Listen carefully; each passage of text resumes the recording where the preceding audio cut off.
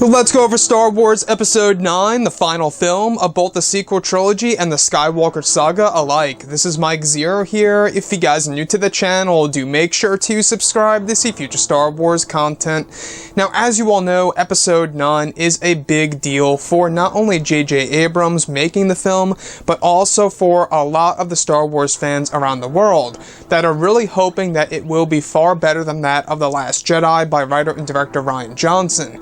Now, looking at everything that has been happening with Episode 9, we have been learning a whole lot more about this film these past couple of weeks or so when it comes to some of the set designs, the set leaks, the concept art and storyboard descriptions, etc. One of which specifically has all to do with both Luke Skywalker and Anakin Skywalker.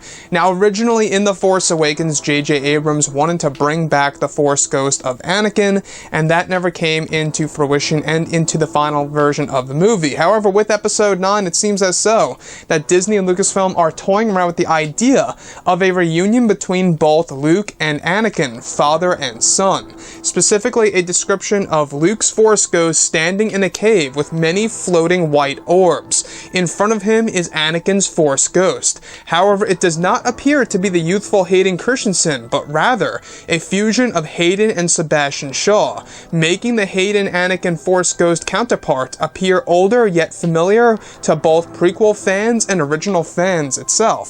So what's really interesting about this to me is that this could quite possibly be a very controversial thing to do in Episode 9. I'm not quite sure how I feel about them toying around the idea of combining both Hayden Christensen and Sebastian Shaw. Now, of course, it's a very interesting and new touch on an Anakin Skywalker Force ghost that could definitely cater to all the Star Wars fans. But could it be pushing it too far by making something new for Episode 9 where we would view both Sebastian Shaw and Hayden Christensen in a totally different way?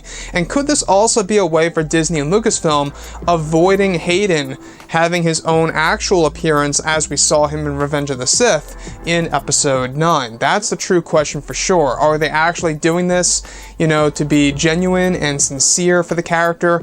Or are they doing this to avoid the look of a youthful version of Anakin Skywalker from Revenge of the Sith in Episode 9 because of how much criticism the actor got for the movie?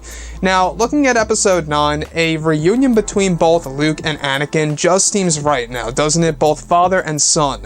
This is something that we never truly got face-to-face, really. Yes, we got it at the very end of Return of the Jedi, but it wasn't really so direct. Yes, they took, a couple looks at each other until Leia came up to Luke and she, started laughing with him and they went on to the celebration.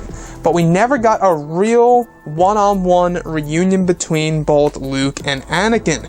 And I think that that is something truly special that a lot of people would really, really appreciate to see in a Star Wars movie. And again, this is the final chance to do this, alright? This is the final chance by Disney and Lucasfilm to even think about pulling this off, because you're not going to have Mark Hamill coming back as Luke at any point in time in the future, at least in the older version of Luke Skywalker. So this is it, guys. Now, looking at Episode 9 and all, the fact that they're in a cave with the floating white orbs, it kind of reminds me of what Yoda did. I believe it was in the Clone Wars, or was it Star Wars Rebels, where Yoda's guiding Ezra Bridger, I believe it was.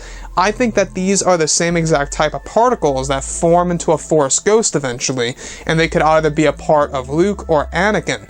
Now, the thing here is this: a mixture between both old and young of Anakin Skywalker. Could that actually be too creepy for some fans out there?